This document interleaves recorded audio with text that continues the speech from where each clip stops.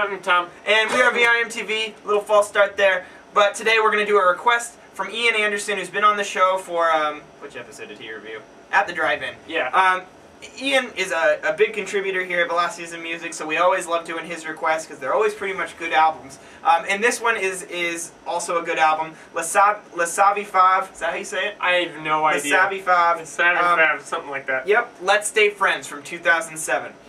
This is indie rock at its greatest. It really is. It sounds like Wolf Parade, Pavement, Built to Spill at the Drive-In, The Dismemberment Plan, all of that stuff. It's just the foundation of just actual guitar-based indie rock with instruments. Indie rock with instruments! What a novel concept in 2010!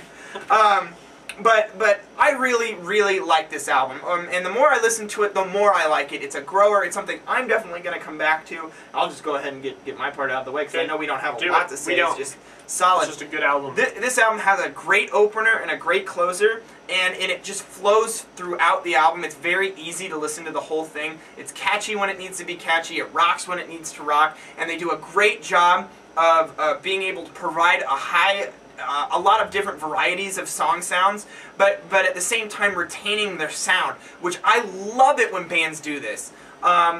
And I really like how dense it is. The bass and drums and guitars are always working, and another thing is that the lead guitar really comes out and makes some really catchy guitar lines, and I love that. And I really just think that just the songwriting is just so explosive in nature, and that everything's just produced well and done in such a high quality manner that this is a really fun album, and I'm going to come back to it a lot. Bless you. All right. No better way to start off your section than All right, sneeze. yeah, good sneeze to get me going. Woo! All right. You pretty much hit most of it. Okay, good. One thing I really want to reiterate is that this album has a lot of variety. Right. You get a lot of variety in the sense, especially from the vocalist. Yeah. Sometimes he'll be really intense and kind of fiery, and then sometimes he'll be a little slower. I mean, compare the way the Equestrian sounds, or the year before, the year 2000, with like Comes and Goes. I love that song title. Reminds me of the South Park episode 2 days before the day after tomorrow. Right. Anyways, quick sidetrack. But it is really good. It's really fun to listen to. Very enjoyable. I feel good listening to it. Right. Just, it's good rock music.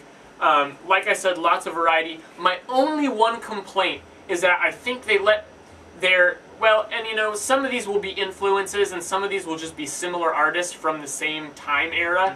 I feel like they let those sounds shine through a little bit too much, and it's almost separated track by track. There's some tracks that'll sound a little more like At the Drive-In, some that sound more like Dismemberment Plan. Then, like we said, Modest Mouse, Pavement, Wolf Parade, Built to Spill. You know, you get a little bit of all that, but I feel like it's not as homogeneous as I'd like. It's a little separated track by track rather than like one track sounding like kind of all of them. Yeah. It's just kind of a little too split up.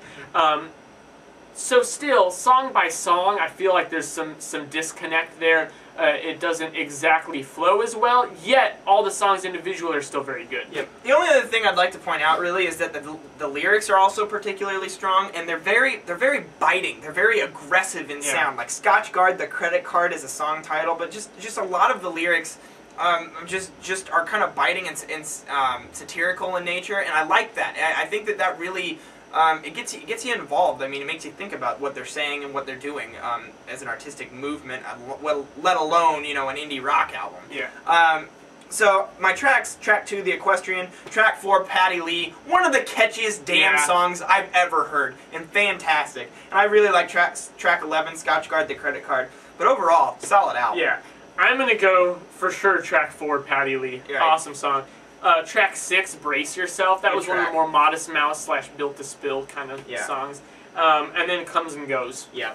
Good slower track. And I'll just go ahead and get my score out of the way. I think this is solid. I'm going to give it an 85, right in the strong 80s range. And I think that this has the potential to move into the 90s for me as I come back to it, because I definitely will be coming back to this album. I'm going to give this an 82.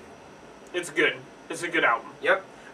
So that pretty much sums it up. So this is from 2007. I know that in September they have another album coming out. Really? Yeah. So we're gonna have to do that. So one. we'll be nailing Les Savy Fav again very shortly here at VIMTV. But what do you think? Do you like Les Savy Fav? Do you think that their influences show out too much, or do you just kind of dig the whole sound? And if you know more about the lyrical content, because I do think there's some going on about there, I'd like to hear your thoughts on that at www.velocitiesmusic.com.